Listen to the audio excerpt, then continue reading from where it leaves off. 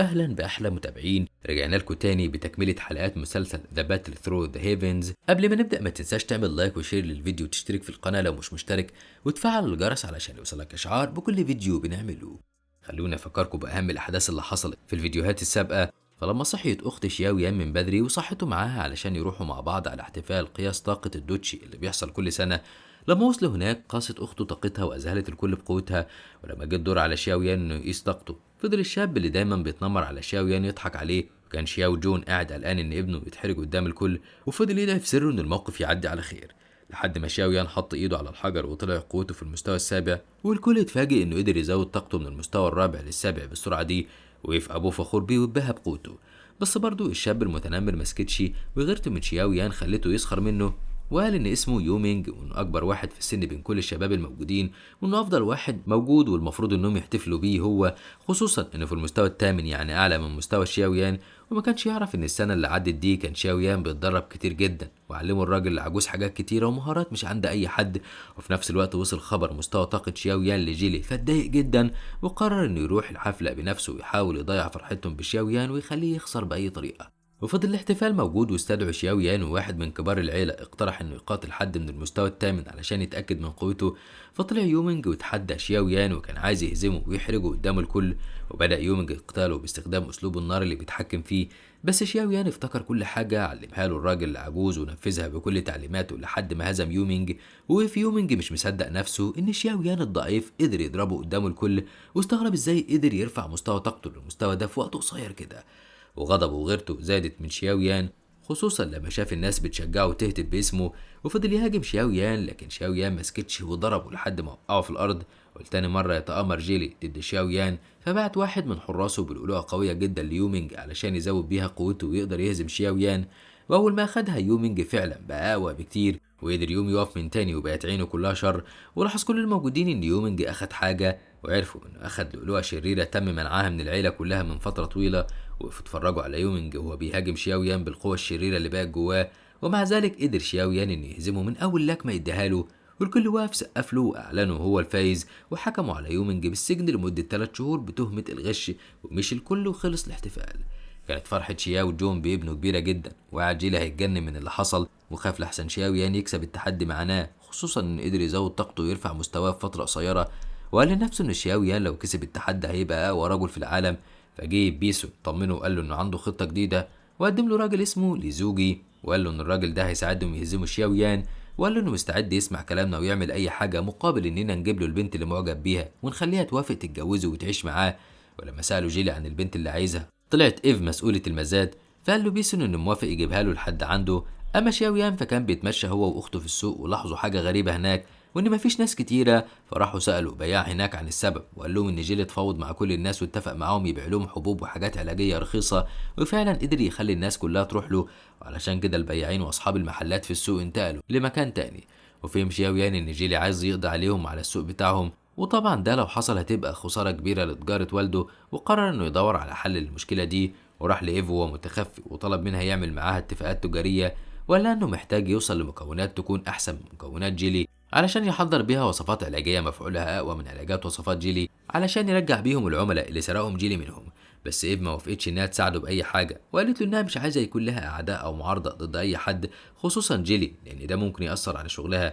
وفجأة دخل عليهم مجموعة رجالة متخفية وكانوا عايزين يخطفوا إيف، وكان معاهم سيوف وأسلحة كتير. لكن شاويان اتصرف وسحب منهم الأسلحة بأسلوب مضخة التفريغ، وسحبهم هم كمان ورماهم على الأرض وخلاهم يعترفوا مين اللي بعتهم. فقالوا إن جيلي هو اللي أمرهم يعملوا كده علشان يخلوا إيف تتجوز لزوجي في مقابل إنه يقتل شياويان. فشكرت إيف شياويان إنه أنقذها منهم، ووعدته إنها تسلمه المكونات اللي طلبها منها بس بشرط، هو إنه يكشف لها وشه. فوافق شياويان ووراها وشه. أما جيلي فلما عرف إن رجالته فشلوا إنهم يجيبوا إيف زعل واتضايق جدا إن خطته فشلت، وخاف إن إيف تمنعه يشارك في أي مزاد تاني. بس ابنه قال له ما يقلقش لأنهم ممكن يكسبوا عن طريق تاني، خصوصا بعد ما بقوا متحكمين في السوق، وممكن جدا يضاعفوا سعر بضاعتهم زي ما هم عايزين.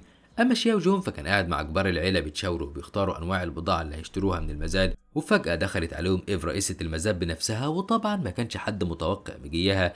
قعدت معاهم وعرضت عليهم انها تديلهم كل المكونات اللي تخليهم متفوقين على جيلي، بس للاسف شياو جون ما كانش معاه فلوس كفايه تخليه يقدر يدفع ثمن البضائع الغاليه دي، فقالت له ايف انها هتديله كل البضائع مجانا من غير ما يدفع فيها حاجه لانها هديه من المعلم القديم. ودخل عليهم شياو يان وهو متنكر في شكل الراجل العجوز، واخد كل المكونات من ايف وحولها لجرعات سحريه اداها لشياو جون علشان يبيعها ويتفوق بيها على جيلي في السوق، وقال له انه هيدي لهم كل حاجه ببلاش لانه يعرف ابنه شياو يان كويس، وسابهم ومشي. ومشيت وراه ايف وقابلته في الطريق وحذرته من جيلي وانه لازم يخلي باله لانه مجرم وعنده استعداد يعمل اي حاجه علشان يأذيه ويتخلص منه. بس شياو يان قال لها ما تقلقش عليه واخدها وكملوا طريقهم. بعدها بكام يوم اتجمع كل الناس قدام بيت جيلي وهم متضايقين وبيعترضوا على زياده سعر المنتجات العلاجيه اللي زودها عليهم جيلي، وطلب واحد من الحراس الموجودين انه يخليه يقابل جيلي علشان يقنعه يرجع السعر للسعر العادي لان اخوه تعبان جدا ومحتاج العلاج. بس طبعا الحراس رفضوا، واخو الراجل وقع في الارض من كتر التعب. وفجاه دخل واحد من سوق عيله شياو وسط الناس وادى الراجل التعبان جرعه من الجرعات السحريه اللي حضرها شياو يان واداها لهم علشان يبيعوها، وقال قدام الكل انه اشترى التركيبه دي من سوق شياو بسعر قليل جدا. واول ما الراجل التعبان ده شرب التركيبه خف، والكل طبعا كان شايف وسامع كل حاجه، فراحوا كلهم على سوق شياو وخسر جيلي تجارته. فاتضايق جدا جيلي لما عرف اللي حصل لانه حس ان خسر فعلا وان شياو جون تفوق عليه. ووصلت له اخبار تانية ان ايف مش هتتعامل معاه تاني وانها بتمنعه من الحضور او المشاركه في اي مزاد. وطبعا جيلي ما قدرش يتحمل كل الخسائر دي اللي وقعت عليه كلها مره واحده وكان هيتجنن من غضبه. وبتظهر بنت لاول مره وبتوصل لبيت يومينج وبتدخله المكان اللي قاعد فيه، وبتشوف والده وعمه قاعدين يعالجوا جروحه من قتاله مع شاويان. والبنت دي طلعت اخت يومينج وكان اسمها يو. ولما شافت جروح اخوها وقد ايه هو تعبان جدا اتضايقت جدا وقررت انها تنتقم لاخوها وتتقاتل مع شاويان وتخلص عليه خالص.